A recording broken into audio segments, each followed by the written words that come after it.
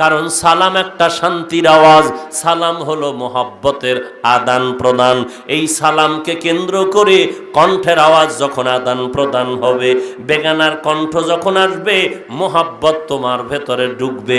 কারণ তোমার অন্তরের মধ্যে ময়লা আছে, নাপাক লাগানো আছে, তোমার ভেতরে যৌবনের নাপাক লাগানো আছে। কণ্ঠ শুনলেও তুমি ওদিকে ধাপিত হয়ে যাবে।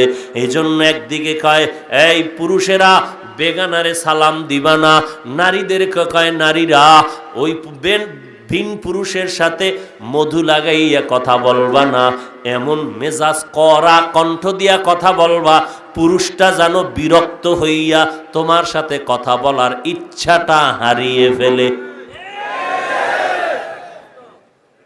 আল্লাহ কি পরিমাণ চায় বান্দাকে জাহান্নাম থেকে বাঁচানোর। নামাজ কায়েমের অর্থ জামাতে পড়ো, জামাতে নামাজ আদায় করো, এই মাত্র একটা ব্যাখ্যা। আরো দুইটা ব্যাখ্যা আছে নামাজ কায়েমের। ওই ব্যাখ্যা দুইটা যদি না জানে তারা চিল্লায় বলবে মা বোনদের মসজিদে ঢুকাও। খবরদার, মসজিদে নেওয়া যাবে না, মা বোনদের জামাতে নেওয়া যাবে না। বাইতুল্লাহর ইমামুল হারামাইন আল্লামা আব্দুর রহমান আস-সুদাইস দামাত বারাকাতুহুম মক্কায় জুমার বয়ানে বলেছেন কয়েক মাস আগে, এই দুনিয়ার নারীর দলেরা, মহিলারা নামাজ পড়বে ঘরে, পুরুষে জুমার মসজিদে গিয়া রৌদ্র আর বৃষ্টি পেরিয়ে যখন জামাতে গিয়া যেই পরিমাণ সওয়াব পাবে, আম্মাজানের মর্যাদা পুরুষের উপরে বেশি। ও আম্মাজানেরা, আপনাদের কষ্ট করে মসজিদে যাওয়া লাগবে না, ফিতনার আশঙ্কায় যাওয়ার দরকার নাই। ও আম্মাজান, আপনি ঘরের মধ্যে থাকিয়া নামাজ আদায় করবেন। ঘরের মধ্যেই নারীর নিরাপত্তা নাই, আবার হ্যাঁ গেলে কি হইব? এটা নোয়াখালীকে বুঝাইতে আবার ইন্ডিয়ান নতুন বয়ান লাগবো? ঘরের মধ্যে ঢুইকা যদি নারীরে ইজ্জত নষ্ট করে, এই নারীরে রাস্তায় নামাইলে কি পরিমাণ ইজ্জত রক্ষা হবে? এই কথা যারা বুঝো না তোমরা বোকার স্বর্গের বাদশা।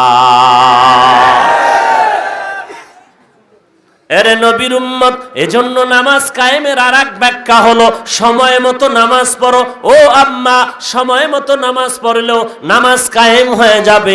নামাজ কায়েমের আর একটা ব্যাখ্যা হলো, ও আম্মা জানেরা, নামাজটা পড়ো পুরুষেরা খুশু খুজুর সাথে নামাজ পড়ো, আল্লাহর ভয় নিয়ে নামাজ পড়ো, আল্লাহর মোহাব্বত নিয়ে তুমি অঙ্গ প্রত্যঙ্গ নাড়াচাড়া করো। কাশি আসে না, হুদা একটা কাশি দিল। চুলকানি আসে না, হুদা চুলকায়। এই যে নামাজ, এ সমস্ত নামাজীদের জন্য আল্লাহ কোরআনে কি বলেছেন? ফাওয়াইলুল লিল মুসাল্লিন। ওই নামাজির জন্য ওয়াইল নামক জাহান্নাম, ওয়াইল নামক জাহান্নাম ওই নামাজির জন্য, যেই নামাজি নামাজটা নিয়ে মস্কারি করে, তামাশা করে, হাসি ঠাট্টা করে, রুকুটা যেই রকম দেওয়া দরকার ওই রকম দেয় না, সিজদা যেইভাবে দেওয়া দরকার ওইভাবে দেয় না, রুকুর থেকে সোজা হইয়া ঠিক মতো দাঁড়ানো দরকার দাঁড়ায় না, সিজদার মাঝখানে বসা দরকার বসে না, আল্লাহু আকবার বলিয়া সূরা ফাতিহাটা সুন্দর করে পড়া দরকার পড়ে না। নামাজটা পড়ে দায় সারা মানুষকে দেখানোর জন্য। আল্লাহ বলেন ফাওয়াইলুল লিল মুসাল্লিন, এমন নামাজির জন্য ওয়াইল নামক জাহান্নাম। মুত্তাকিনদের 6 গুণের 2 নাম্বার গুণ নামাজ কায়েম করো, নামাজের মতো নামাজ আদায় করো, এই নামাজটা তোমাকে জান্নাতের পথে নিয়ে যাবে। 5 ওয়াক্ত নামাজ আদায় করে রে গোলাম, কারণ অন্ধকার কবরে যখন সবাইকে রেখে চলে যাবে, ডানে বামে আর কেউ থাকবে না, ওই কবরে যাওয়ার পর তুমি একা হয়ে যাবে, আমিও একা হয়ে যাব। আমি বক্তা ছিলাম নাকি শ্রোতা ছিলাম, সাদা কাপনের প্যাকেটে ঢুকলে কিন্তু পরিচয় থাকবে না। সাদা কাপনের প্যাকেটে ঢুকার পরে কে বাবা, কে ছেলে, কে সন্তান, কে মা, কে ভাই, কে পীর, কে মুরিদ, কে শিক্ষক, কে ছাত্র, কোনো ভেদাভেদ নাই। কবরের হালাতও এক, কাফনের কালারও এক। শিক্ষকের কালার একরকম, ছাত্রের কালার আর এক রকম, কোনো সিস্টেম নাই। পীরের কাফনের কালার একরকম, মুরিদের কাফন আলাদা, তারও কোনো সিস্টেম নাই। এরে নবীর উম্মতের দল, তুমি যেই লাইনে দৌড়াও, যেই দলের দালালি করো না কেন, কাফনের মধ্যে ঢুকলেই কিন্তু সব একাকার হয়ে যাবে। ওই অন্ধকার কবরে যাওয়ার পর তোমার কবরে কেউ যাবে না, যাবে তোমার নেক আমল। যদি 5 ওয়াক্ত নামাজ পড়িয়া যাও, আল্লাহর নবী বলেন, ক্বালান নবিয়্যু সাল্লাল্লাহু আলাইহি ওয়া আলিহি ওয়াসাল্লাম, ইযা উযিআল মাইয়িতু ফি কবরিহি জাআল কুরআনু ইনদা রাসি ওয়াস সালাতু আন ইয়ামিনি ওয়াস সিয়ামু আন শিমালি ওয়া সাইরুল হাসানাতি ইনদা রিজলাই। আল্লাহর নবী বলেন, সবাই মাইয়িতের দাফন করে সবাই যখন বিদায় হয়, ফেরেশতা আসে প্রশ্ন করার জন্য। 4 দিক থেকে যখন বাধা শুরু হয়ে যায়, মাথার কিনারার থেকে নিষেধ করে, প্রশ্ন করবা না কে তুমি, বলে আমি এই বান্দার বন্ধু কোরআন। ফেরেশতারা ডান পাশে যায়, আসবা না কে তুমি, বলে বান্দার বন্ধু 5 বেলার নামাজ। বাম কিনারায় যায়, আসবা না কে, বলে রোজা। পায়ের কিনারায় যায়, সেখানেও বাধা দেয়, আসবা না কে তুমি, বলে আমি সুন্নতের যাবতীয় নেক আমল, মেসওয়াকের আমল, টুপির আমল, দস্তারখানের আমল চলে। এরে নবীর উম্মতের দল, দস্তারখানের সুন্নতের আমল করছেন আমার নবী। আল্লাহর নবীর জলিল কদর সাহাবী বেঈমান দুনিয়াদার বাদশার দাওয়াতে চলে গেলেন। খানা খাইতে বসার পর দস্তারখান বিছাইলেন, খানা পড়ে গেল, খানাটা উঠাইয়া খাইলেন। বাদশার লোকেরা বলে এটা অভদ্রতা। এটা কি অভদ্রতা? আল্লাহর নবীর প্রিয় সাহাবী চিৎকার করে বললেন, আআতরুকু সুন্নাতা রাসূলিল্লাহি সাল্লাল্লাহু আলাইহি ওয়াসাল্লাম, আমি কি আমার এই মুহাম্মদের মুহাব্বতের সুন্নত ছেড়ে দিব? লিহাউলা ইল হুমাকা, এই মূর্খদের সুন্নতের ছাড়তে পারি না। সমাজের মানুষ কয় অভদ্রতা, মদিনার নবী কয় খানার শেষে প্লেটটারে চেটে চেটে খাও, এটা সুন্নত ভদ্রতা। আর দুনিয়াদারেরা কয় হুজুরেরা প্লেটটা চেটে খাওয়া এটা অভদ্রতা। খানা পুরাটা দস্তারখান থেকে উঠাইয়া খাওয়া নবীর সুন্নাত ভদ্রতা, উম্মতেরা কয় অভদ্রতা। এরে নবীর উম্মতেরা, আমার নবীর সুন্নাতগুলো একটা একটা করে যদি তুমি বিভিন্ন ওজর দিয়া বাদ দিয়া দাও, বলো নবীর সুন্নতের আমল জমিনে আর কারা করবে? হিন্দুরা তো করবে না, বৌদ্ধরা করবে না, খ্রিস্টান ইহুদিরা করবে না, নবীর সুন্নতের আমল করবে নবীর আশেক মুহাম্মদের উম্মতেরা। আজকে তুমি মুহাম্মদের উম্মত দাবি করো, মাথার মধ্যে টুপি নাই, মাথার চুলগুলো মদিনার লাইনে নাই, তোমার গালের মধ্যে দাড়ি নাই, তোমার 5 ওয়াক্ত নামাজ নাই, মদিনাওয়ালার পোশাক নাই, সুন্নতের খবর নাই, তুমি নবীর শাফাত কি করে আশা করো? আল্লাহ মাফ না করলে তোমার উপায় নাই রে বাবা। আল্লাহ এই মহামারী দিয়া তওবার পথে আহ্বান করলেন। আল্লাহর ভয় অন্তরে ঢুকাইয়া জাহান্নামের ভয় নিয়ে তারপরে মুসলমান হয়ে কবরে যাও। ওই কবরে যাওয়ার পর আর কিন্তু ফিরে আসার কোনো সুযোগ হবে না, মোবাইলেও যোগাযোগের কোনো লাইন হবে না। ওই কবর হবে গুনাহগারের জন্য ভয়ঙ্কর আযাবের স্থান। আল্লাহর কাছে তওবা করো, ও আল্লাহ দুনিয়াতে যতদিন আছি এত অপরাধ করেছি আর করব না, কারণ আমার জীবনের বহু আপনজনকে আমি হারিয়ে ফেললাম, একদিন আমিও তো হারিয়ে যাব। আমার এই জমিন পড়ে থাকবে, বয়ান চলবে, কিন্তু আমি থাকবো না। ওই কবরে আমি বছর না কত শত বছর পরে থাকবো, কোনো হিসাব নাই। কিন্তু আল্লাহর কোরআন সত্য, নবীর কথা সত্য, উল্টা পাল্টা চলা যাবে না। গুনাহ নিয়ে কবরে আমি যাব না, আমি আল্লাহর ভয় নিয়ে তওবা করতে চাই। আল্লাহ বলেন চোখের পানি ছেড়ে তওবা কর, জীবনের সব গুনাহগুলো একটা চোখের পানির বিনিময়ে মাফ করে দিব। আল্লাহর দরবারে তওবা করো, আর নামাজ ছাড়বো না, বেপরদায় চলবো না। ও আল্লাহ, তোমার আযাবের ভয় অন্তরে ঢুকায়া দাও। আর কোনোদিন আমি গুনাহের কাছেও যাব না, বেয়াদবি করব না, মা বাবার সাথে, মুরব্বীদের সাথে, ওলামায়ে কেরামের সাথে আমি আর কোনোদিন বেয়াদবি করব না, আর কোনোদিন নামাজ বন্ধ করব না, নবীর সুন্নত নিয়ে আমি তামাশার ঠাট্টা করব না। আল্লাহর কাছে তওবা করো, সারা জীবন বয়ান শুনলা, নামাজ পড়লা না, কি লাভ হবে এই বয়ান শুনে? আজকে ফজর যারা পড়েন নাই, জহুরের নামাজ যারা পড়েন নাই, আসরের নামাজ যারা পড়েন নাই, মাগরিবের নামাজ যারা পড়েন নাই, এশার নামাজও পড়েন নাই, বয়ানে আসছেন, রেকর্ড করলেন, বয়ান শুনলেন, কিন্তু বাড়িতে যাওয়ার পর যদি আজকে ফজরের নামাজটাও না পড়েন, আপনার বয়ান শুনে কি লাভ হলো? নিজের বিবেকের জিজ্ঞাসা করো। এরে যুবক, আল্লাহর গোলাম, অথচ ডানে বামে তাকায় দেখ, তোমার আমার মতো কত যুবক সন্তান স্কুলে পড়ে, কলেজে পড়ে, এক বেলার নামাজ বাদ দেয় না। একটা যুবক র্যাব, আর্মি, পুলিশ, বিডিআরের চাকরি করে, নামাজ বন্ধ করে না। এরে বান্দা, যুবক ছেলেটা ড্রাইভারি করে, কৃষিকাজ করে, শিক্ষকতা করে, নামাজ বাদ দেয় না। যুবক সন্তান ব্যবসা করে, চাকরি করে, নামাজ বাদ দেয় না। তোমার মতো যুবক যদি শ্রমিকের কাজ করে, কৃষি কাজ করে, নামাজ বাদ দিতে না পারে, তুমি পারলা না কেন নামাজ পড়তে? হিসাব দেওয়া লাগবে। করায় গন্ডায় কি জবাব তুমি আল্লাহর কাছে দিবা? চিন্তা করো। বাহাদুরি তুমি আর কি করবা? এই যুবক, রক্তের গরমে বাহাদুরি কি করবি? তোর পুরা জিন্দেগির বাহাদুরির 1000 কোটি ভাগের 1 ভাগও হবে না নমরুদের বাহাদুরির কাছে, ফেরাউনের বাহাদুরির কাছে, সাদ্দাদের বাহাদুরির কাছে, কারুনের বাহাদুরির কাছে। তোর বাহাদুরির তো কোনো টাইমই নাই। ও সমস্ত বেঈমানগুলোকে আল্লাহ কিভাবে ধ্বংস করেছেন। ফেরাউন নামের একটা মানুষ দুনিয়াতে কোথাও নাই, নাম শুনলে মানুষ ঘৃণা করে। অথচ টাকারও অভাব ছিল না, ক্ষমতারও অভাব ছিল না। কি লাভ হলো ওই ক্ষমতায়, কি লাভ হলো ওই টাকা পয়সায়, যে আজকে তার নামটা দুনিয়ার মানুষ শুনতে চায় না। কাউকে যদি বলেন 1 লাখ টাকা দিব, তোর সন্তানের নামটা ফেরাউন রাখ, রাখবে কেউ? রাখবে? তাহলে ওই টাকার মাস্তানি করে কি লাভ হবে? ক্ষমতার বাহাদুরি করে কি লাভ হবে? রক্তের গরম দেখাইয়া কি লাভ হবে?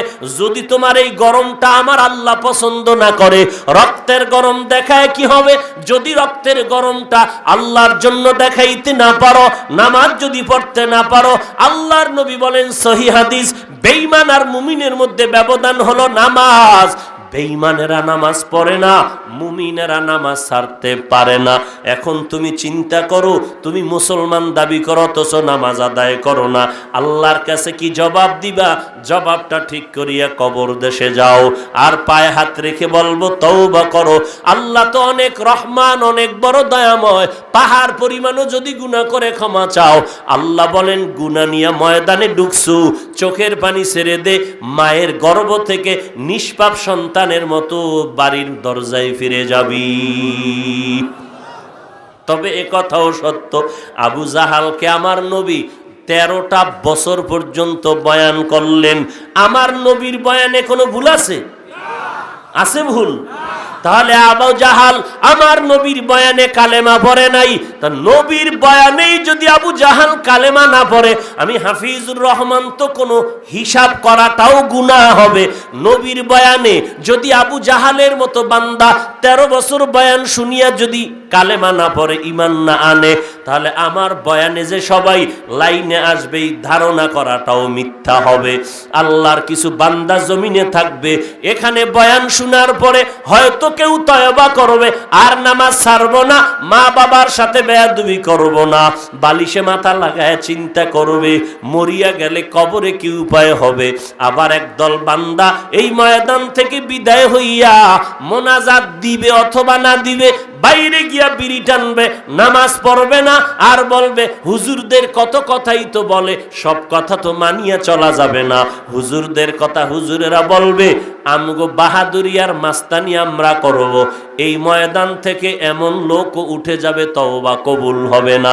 এই ময়দান থেকে এমন বান্দা চলে যাবে, নামাজের আজান শুনবে কিন্তু মসজিদে যাবে না, আর একদল বান্দা আজানের আগেই মসজিদে গিয়া হাজির হয়ে যাবে। এটা কপালের ব্যাপার। আল্লাহ কবুল করলে হেদায়াত পাবে, না হয় হেদায়াত পাবে না। হর কে দারত খৌফে হক দার দিল মাদাম জন্নতুল মাওয়া দেহদ উরা মাকাম জুজবা হক চি জে মখাজ ইনসো যা ফজলে উ আমস্তে দর জুমলা জাহা। মদিনার জমিনে আল্লাহর একজন খাঁটি বান্দা, নবীজির চূড়ান্ত একজন আশিক ইমাম মালিক রহমাতুল্লাহ আলাই, মদিনার জমিন থেকে তিনি কোথাও যান না, নবীর মোহাব্বতে মদিনার পাশেই ঘুরেন। আর হাঁটা চলার মধ্যে ইমাম মালিক কখনো জুতা পরিধান করে হাঁটেন না, কারণ মদিনার জমিনটা আমার মায়ার নবীর পবিত্র জমিন। আমি জুতা পরিধান করে হাঁটলে না জানি বেয়াদবি হয়ে যায়। এইটা হলো তাকওয়া। আল্লাহ বলেন তাকওয়াওয়ালার দাম আমি আল্লাহর দরবারে অনেক বেশি। বলে কেমন বেশি? উলাইকা আলা হুদাম মির রাব্বিহিম, তারাই হলো হেদায়েত প্রাপ্ত। ওয়া উলাইকা হুমুল মুফলিহুন, এই বান্দাগুলো আমি আল্লাহর সফলতার দরওয়াজা দিয়া জান্নাতের মেহমানখানায় চলে যাবে। আল্লাহ পাক বলেন আমি কোরআন অবতীর্ণ করলাম, যারা আমাকে ভয় করবে তাদেরকে জান্নাতের পথ দেখাবে। জান্নাতের পথ দেখাইলেই বান্দা জান্নাতের সঠিক রাস্তায় চলতে পারবে। এর নাম হলো তাকওয়া। তাকওয়া মানে আল্লাহর ভয়। যিনি আল্লাহকে ভয় করবেন তার নাম হলো মুত্তাকি।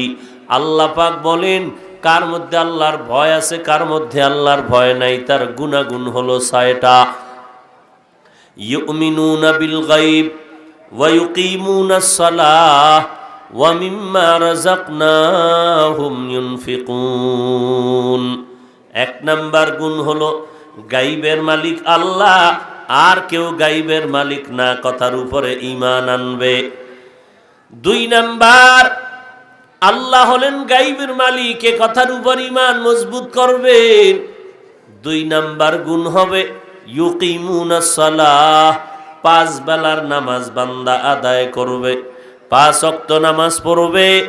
এই কথাটাই আল্লাহ তাআলা বলেন, যেই বান্দা বিশ্বাস করবে গায়বের মালিক আল্লাহ ছাড়া কেউ না, প্রমাণ হলো তার মধ্যে তাকওয়ার ১ নাম্বার গুণ পাওয়া গেল।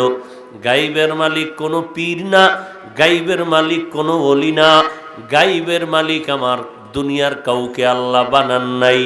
আল্লাহ পাক বলেন নবী দুনিয়ার উম্মতের জানায়া দেন, কুল লা ইয়ালামু মান ফিস সামাওয়াতি ওয়াল আরদ, লা ইয়ালামু মান ফিস সামাওয়াতি ওয়াল আরদিল গায়বা ইল্লাল্লাহ। আসমানের বাসিন্দারা কেউ গায়ব জানে না, জমিনের বাসিন্দারা কেউ গায়ব জানে না। ইল্লাল্লাহ, একমাত্র গায়বের মালিক হলেন আমার আল্লাহ। তাকওয়াওয়ালাদের জন্য ১ নাম্বার গুণ। ২ নাম্বার গুণ হলো ওয়া ইউকিমুনাস সালাহ, নামাজ কায়েম করবে। কি করবে? নামাজ কায়েম করবে। আল্লাহ বলেন নামাজ কায়েম করবা। কত ওয়াক্ত নামাজ কায়েম করবে? ও বান্দা কত ওয়াক্ত নামাজ কায়েম করবে? ৫ ওয়াক্ত নামাজ সপ্তাহে একবার, তাহলে প্রতিদিন ৫ বার ৫ ওয়াক্ত নামাজ আদায় করো। আল্লাহ বলেন উম্মতের জানায় দেন ৫ বেলার নামাজ যারা পড়বে আমি আল্লাহ খুশি হইয়া তার আমল নামায় ৫০ ওয়াক্ত নামাজের সওয়াব দিয়ে দিব। আপনার উম্মতের জানায় দেন এশার নামাজ যদি জামাতে পড়ে ঘুমায়, আবার যদি ফজরের নামাজ জামাতে উঠে আদায় করতে পারে, আমি আল্লাহ ঘুমের অবস্থা সময়টাকে নেকের পাল্লায় ওজন দিয়ে দিব।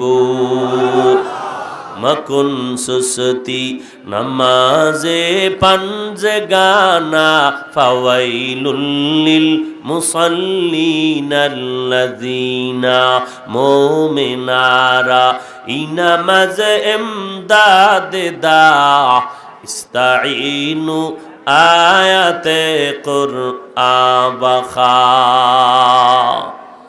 5 ওয়াক্ত নামাজ পড়ো রে বান্দা, আল্লাহ বলেন নামাজ কায়েম করো। কেমনে কায়েম করবা? তার 1 নাম্বার ব্যাখ্যা হলো নামাজটা তুমি সময় মতো আদায় করে নাও, 1 নাম্বার ব্যাখ্যা হলো। 2 নাম্বার ব্যাখ্যা, বান্দা তুমি জামাআতের সাথে নামাজ আদায় করো, এও হলো নামাজ কায়েম করা। জামাতের সাথে নামাজ আদায় করো, নামাজটার ভেতরে খুশু খুজুর সাথে তুমি নামাজ আদায় করো, বা জামাআত নামাজ পড়ো। জামাত সারা নামাজ পড়বা না। মুফতিয়ানে কেরাম ফিকহার কিতাবের মধ্যে লেখেন, আল জামাআতু সুন্নাতুন মুআক্কাদাতুন লা ইয়াতরুকুহা ইল্লাল মুনাফিকুন। জামাতে নামাজ পড়া অবশ্য কর্তব্য, সুন্নতে মুআক্কাদা। মুনাফিক ব্যতীত জামাত তরক করতে পারে না। জামাতে নামাজ আদায় করো, এই হলো কায়েমের অর্থ, বা জামাত নামাজ পড়ো। ওয়ারকাউ মা'আর রাকিঈন, জামাতের সাথে যদি নামাজ আদায় করেন, এই যদি হয় নামাজ কায়েমের ব্যাখ্যা। ব্যাখ্যা কিন্তু একটা না, কায়েম করার এটা একটা ব্যাখ্যা হলো সময়, নামাজটা জামাতের সাথে আদায় করো। আর 2টা ব্যাখ্যা আছে কায়েম করার।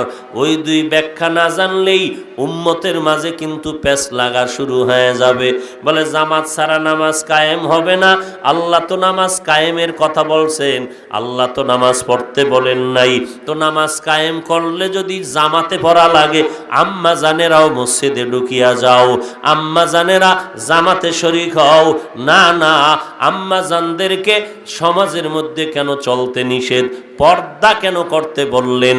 এর একমাত্র কারণ উম্মতের জাহান্নাম থেকে বাঁচানোর জন্য। কারণ এই ফিতনা, নারীদের ফিতনা থেকে যেন উম্মতেরা বেঁচে থাকতে পারে। কারণ নারীর চেহারা যেমন আকর্ষণ, নারীর কণ্ঠের আওয়াজটাও তেমন আকর্ষিত আওয়াজ। অতএব নারীর বডি ঢেকে রাখা যেমন ফরজ, তাদের আওয়াজটাকেও কন্ট্রোল করে রাখা ফরজ। আল্লাহর কাছে তৌফিক চাও, হে আল্লাহ আপ থেকে তওবা করে নিলাম, আর অন্যায় করব না, নামাজ ছাড়ব না। আল্লাহ তুমি আমাদের মাফ করে দাও। 5 ওয়াক্ত নামাজ বা জামাত আদায়ের তৌফিক দাও, মা বাবার খেদমত করার তৌফিক দাও, গুনাহমুক্ত জিন্দেগি দান করো। এই জবান, এই চোখ, এই হাত থেকে যেন কোনো গুনাহ প্রকাশ না পায়। আমাদের তওবার উপরে মজবুত হয়ে চলার তৌফিক দান করেন, আমিন। রব্বানা যালামনা আনফুসানা ওয়া ইল্লাম তাগফির লানা ওয়া তারহামনা লানাকুনান্না মিনাল খাসিরিন।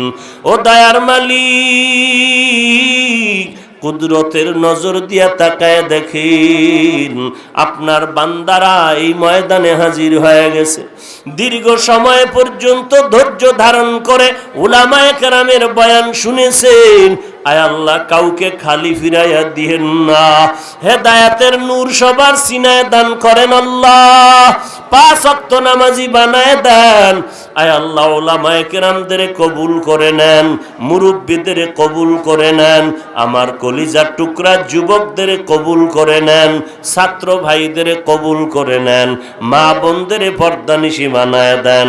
আয় আল্লাহ, সারা দুনিয়ার মানুষকে মহামারীর থেকে মুক্তি দান করেন। বাংলাদেশ আয় আল্লাহ মুক্তির দেশ বানায় দেন। সরকার বাহাদুর, জনগণের প্রতিনিধি যারা হয়েছে, আয় আল্লাহ প্রশাসনিকভাবে যারা কাজ করে সবাইকে দিনদার বানায় দেন। আয় আল্লাহ সমস্ত মাদ্রাসা মসজিদ কবুল করে নেন। অন্যান্য শিক্ষা প্রতিষ্ঠানগুলো নবীর আদর্শওয়ালা বানায় দেন। আমাদের মধ্য থেকে রিয়া, হাসাদ, কিবির দূর করে ইখলাস দান করেন। আমাদের মুরব্বী যারা কবরে জান্নাতের বাগান বানায় দেন।